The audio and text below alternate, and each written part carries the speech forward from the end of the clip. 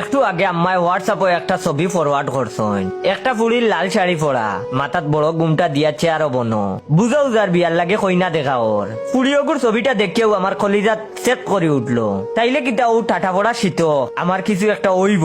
ফুড়িগু দেখতে শুনতেও মাশাল্লাহ অনেক সুন্দর। বালা করে ফুড়িগু দেখার আগেও আম্মায় দিলা ফোন আর কইলা কিতারে ছবিগু দেখছস নি? আমি তখন একটু সরম সরম পাইয়া কইলাম ওই গো আম্মা দেখছি। আম্মায় তখন ফোনের অন্য পাশটাকে উত্তেজিত হইয়া কইলা কিলা লাগলো? আমি তখন শর্মে লাল ওই দিমু ওলা বাপ লইয়া কইলাম মাশাল্লাহ আম্মা অনেক সুন্দর ফুড়িগুরে আমার পছন্দ হইছে। আম্মায় তখন আরো উত্তেজিত হইয়া কইলা আমরারও পছন্দ হইছে।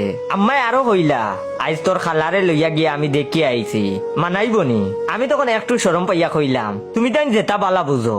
আম্মায় তখন কইলা তোর বাইর অর্থাৎ আমার কাজিনর পছন্দ করা কত সুন্দর একটা ফুড়িয়ে তারে পছন্দ করছে আর তুই তো গাছ কাটস। ইজ্ঞান শুনিয়া আমি তো আসমান থেকে পড়লাম। আমি তখন কইলাম ভাই মানি কিতার ভাই? তখন আম্মায় কইলা তোর এনু 2 দিন আগে কইলাম আজ তোর ছোট ভাই অর্থাৎ তোর কাজিনর বউ দেখতে যাইতাম। আমরা গিয়াও দেখিয়াও আইছি, বিয়ার দিন তারিখও ফিক্স হয়ে গেছে।